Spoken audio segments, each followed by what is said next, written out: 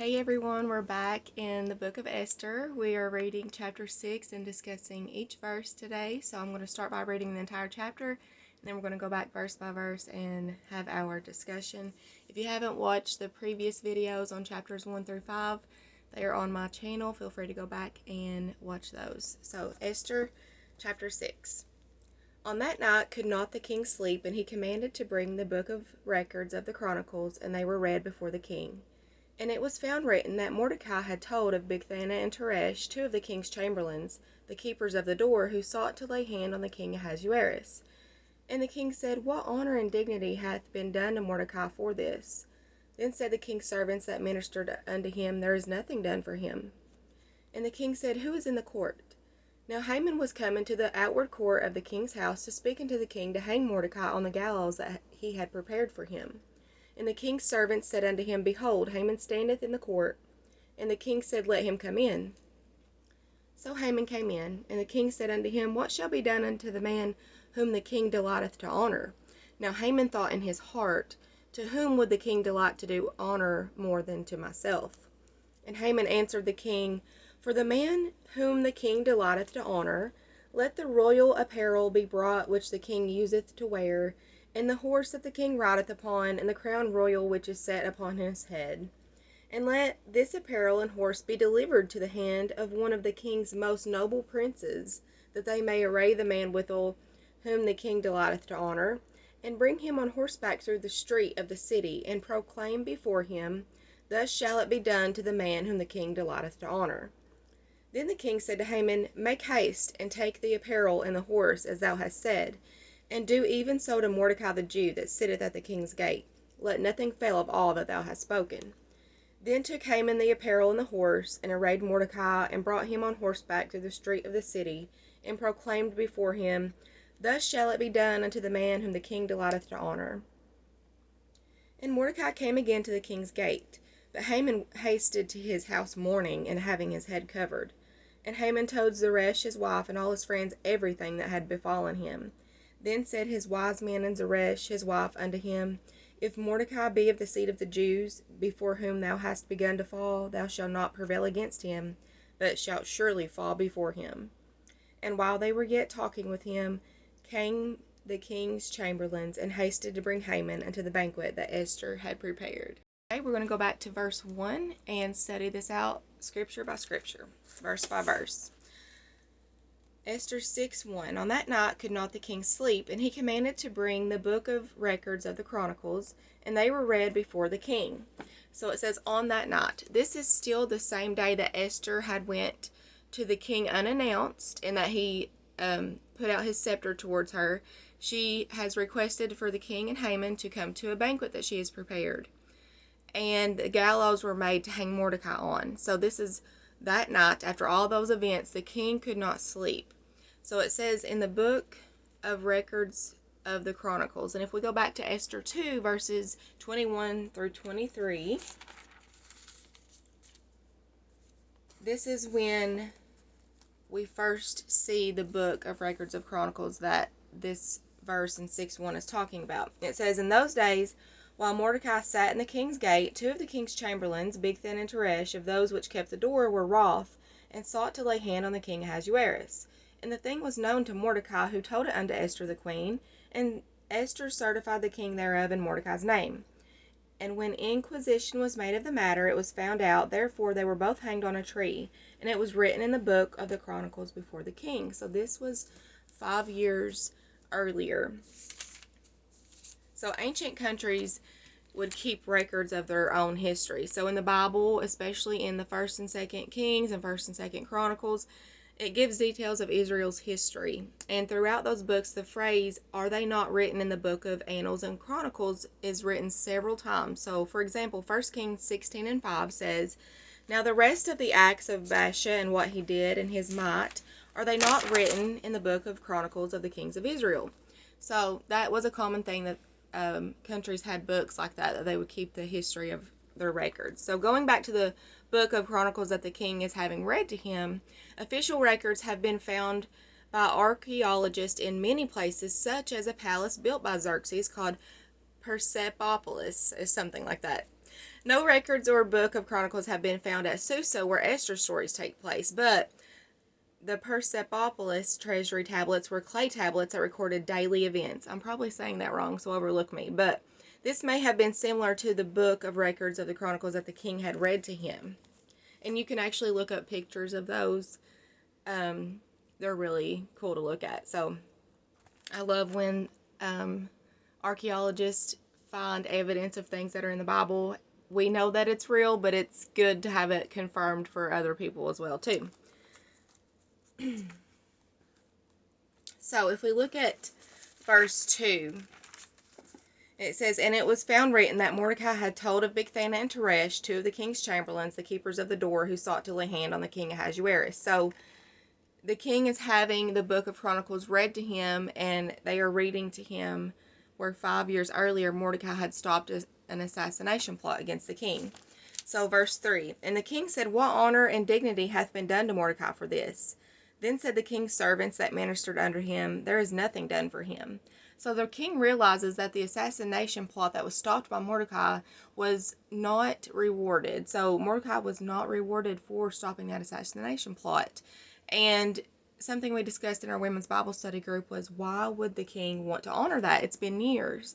So possibly so he could stand in good favor to people. And if anybody knew of any threat to the king, that they would feel more apt to warn him about it because they know that they will get rewarded. So let's go to verses 4 and 5. "And the king said, Who is in the court? Now Haman was come into the outward court of the king's house to speak unto the king to hang Mordecai on the gallows that he had prepared for him. And the king's servants said unto him, Behold, Haman standeth in the court. And the king said, Let him come in." So Haman comes to speak to the king to hang Mordecai on the gallows. Let's go back to Esther 5 and 14. This is where the gallows are first mentioned. "Then said Zeresh his wife and all his friends unto him, Let a gallows be made of 50 cubits high," that's 75 feet, "and tomorrow speak thou unto the king that Mordecai may be hanged thereon. Then go thou in merrily with the king unto the banquet." And the thing pleased Haman, and he caused the gallows to be made. So he has built the gallows to hang Mordecai on. And just as the king is having the book read to him about where Mordecai has stopped this assassination plot, Haman has come in. Okay, so it seems as if the king has spent the whole night sleepless, and Haman is so anxious to see Mordecai hanged that he comes there early to speak to the king. Now let's go to verse 6. "So Haman came in, and the king said unto him, What shall be done unto the man whom the king delighteth to honor? Now Haman thought in his heart, To whom would the king delight to do honor more than to myself?" So Haman thinks there could be no one else that the king would want to honor. Proverbs 16 and 18 says, "Pride goeth before destruction, and a haughty spirit before a fall." And boy, is that true for Haman. So let's pause for a minute to look back on what is actually happening right now. The king could not sleep on this particular night. There is no such thing as coincidence, and we see this all throughout the book of Esther. As we see events unfold, we realize that it was the Lord that withheld sleep from Xerxes.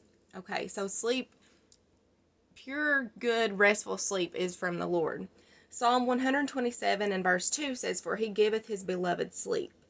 Proverbs 3 and 24 says, "When thou liest down, thou shalt not be afraid. Yea, thou shalt lie down, and thy sleep shall be sweet."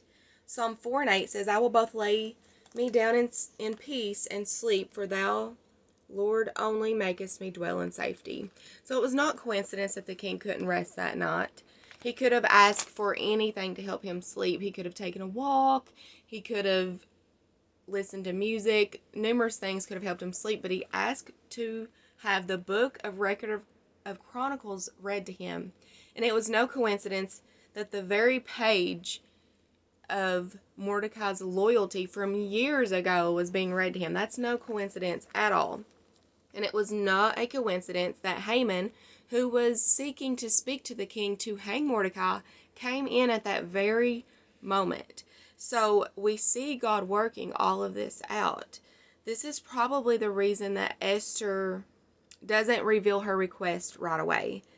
Why she has a banquet. Remember the previous chapter, she comes before the king and she has already prepared a banquet for him. She asked him to come to the banquet.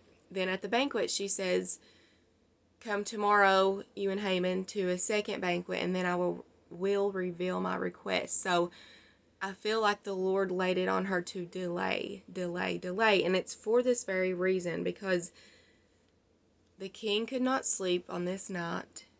Now he's having this very specific book, very specific incident read to him. And Haman has built the gallows for Mordecai, and Haman is coming before the king just at that moment. No coincidence at all. So let's read verses 7 through 9. And Haman answered the king, for the man whom the king delighteth to honor, let the royal apparel be brought, which the king useth to wear, and the horse that the king rideth upon, and the crown royal which is set upon his head. And let this apparel and horse be delivered to the hand of one of the king's most noble princes, that they may array the man withal whom the king delighteth to honor, and bring him on horseback through the street of the city, and proclaim before him, thus shall it be done to the man whom the king delighteth to honor. So, this is Haman thinking of something he's thinking he will be honored, and he's thinking, what would I want? And he goes on listing all of these things. He knows he cannot be king, so he wants to look and feel like king. That is why he asked for the apparel that the king wears, the horse that the king rides, the crown that the king wears. And he wants one of the king's most noble princes, someone he feels like would be beneath him, to be the one to array him, to be the one to dress him and get him ready, and to proclaim in public while leading him and saying, thus shall it be done to the man who the king delighteth to honor. So let's go to verses 10 through 11. Then the king said to Haman, make haste, and take the apparel and the horse, as thou hast said, and do even so to Mordecai the Jew, that sitteth at the king's gate. Let nothing fail of all that thou hast spoken. Then took Haman the apparel and the horse, and arrayed Mordecai, and brought him on horseback through the street of the city, and proclaimed before him, thus shall it be done unto the man whom the king delighteth to honor. So it's revealed that Mordecai will actually be the one who is being honored. And since Haman said that one of the king's most noble princes is the one to array him, now Haman has to be the one to array Mordecai. He has to be the one who goes through the streets of the city and proclaim to everyone that Mordecai is to be honored. That's just perfection right there.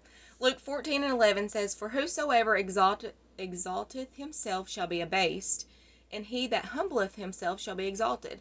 So Haman was a prideful, boasting man who wanted everyone to bow down to him.